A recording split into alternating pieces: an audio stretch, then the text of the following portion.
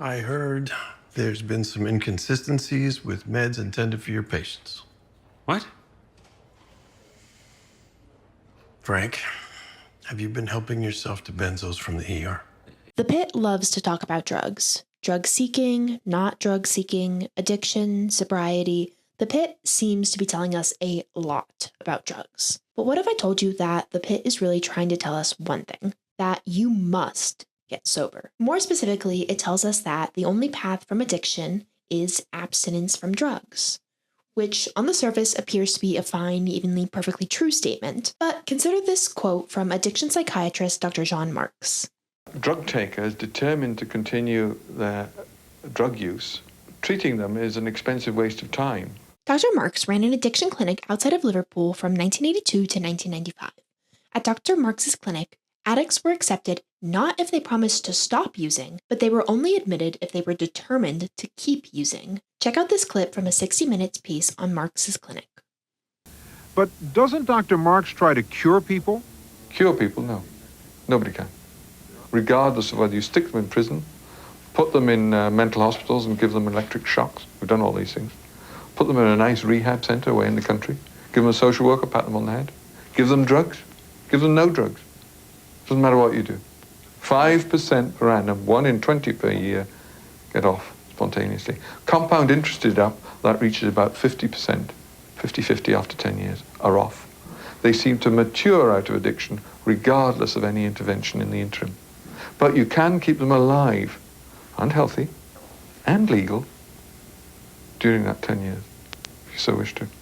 Now let's turn back to the PITT. The PITT aptly reflects how drug use in America is treated as guilty until proven innocent. The show touches on the negative impacts of this in season 1 with Dr. Mohan's sickle cell patient Joyce, who is assumed to be drug seeking. In her paper, Easing the Pain of Being Labeled a Drug Seeker, Navigating the Meta-Narrative of Addiction, Courtney Hooks explores her experience trying to receive medical care for a knee injury after she was labeled as a drug seeker. She chalks her experience down to the meta-narrative around drugs in America. Hooks defines a meta-narrative as worldviews that pervade the way we operate in the world, oftentimes without our knowledge. They can prevail in both productive and dangerous ways across various contexts, including geographic, regions, and medical spaces. The meta-narrative that Hooks experienced was that opiate use, specifically after an injury or surgery, would inevitably lead to opiate abuse, addiction, and death. This meta-narrative forms the guilty until proven innocent rhetoric that forms the discussion around drugs. Let's focus on Dr. Langdon,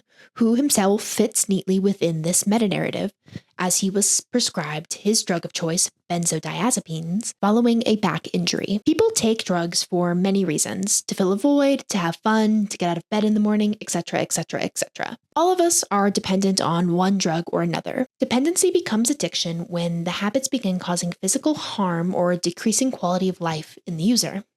But the habit is continued anyway.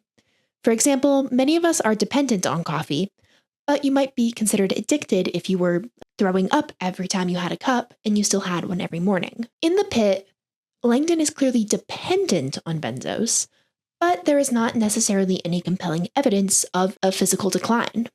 We never see him showing any signs of withdrawal or discomfort, and for the majority of the season, there is no reason for most characters to assume anything is out of the ordinary with him, meaning that it is maybe more likely to describe Langdon as dependent on the drug rather than addicted.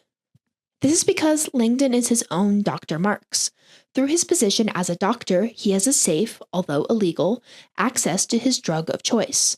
He can control how potent his dose is, and he has the assurance that it is free of any contaminants. He has the luxury of knowing how it will affect him, and as a result, he can live mostly within the normal confines of society. Conversely, Dr. McKay, who is said to have an addiction prior to becoming a doctor, and the thousands of other users in America don't have that luxury. Under the iron fist of the war on drugs, users are forced to turn to deadly street drugs in the absence of legal alternatives. Unlike Langdon, these users have no way to test for baby powder, cement, other drugs, soap, or anything else that street drugs are commonly cut with, nor can they test for potency. Listen to one of Dr. Marks's patients recap her experience in the 60 Minutes special. Although she doesn't look it, Julia is a heroin addict. For the last 3 years, the heroin she injects every day comes through a prescription. Before, she had to feed her habit by working as a prostitute. A vicious circle that led her to use more heroin to cope with that life. And once you get in that circle, you can't get out. And I didn't think I was ever going to get out. But once you got the prescription, I stopped straight away. never went back. No, never. I went back once just to see, and I was almost physically sick. Just to see these girls doing what I used to do. Julia says she's now able to have normal relationships, to hold down a job as a waitress, and to care for her 3-year-old daughter. Without that prescription, where do you think you'd be today? I'd probably be dead by now. But I'm likely interpreting Langdon's drug use very differently than the producers intended. Stuart Hall's decoding theory states that as producers encode values into the media they produce, audience members can decode the media in one of 3 ways.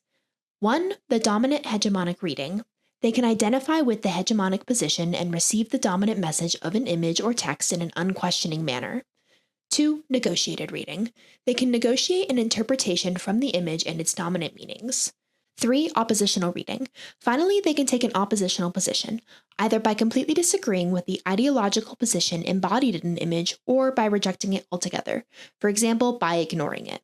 I doubt the producers wanted me to see Langdon's drug use as anything other than an absurd violation of the Hippocratic Oath. In fact, that's why he's sent to rehab, against his will, mind you, at the end of season 1, and working to maintain drug abstinence in season 2. Foucault's web of institutionalized power means that HBO revolves on the healthcare industry to make the PITT feel accurate. So naturally, they won't start touting new ways of thinking about healthcare and addiction. It threatens the establishment. Andrea Meyer's agenda-setting theory tells us that media producers can't necessarily tell us how to feel about a topic, but they can tell us which topics to be feeling and talking about. The PITT wants us to talk about addiction, and it wants us to feel certain ways about whether or not Langdon was punished harshly enough, or how addiction affects different people differently, or so on.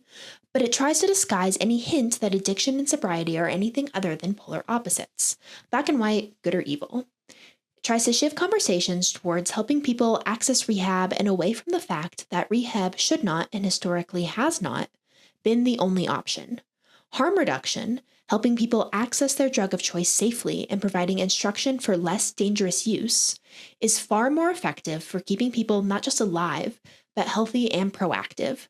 The PITT accidentally shows us this with Langdon's drug use before ultimately burying the lead under the fallacies of forced sobriety.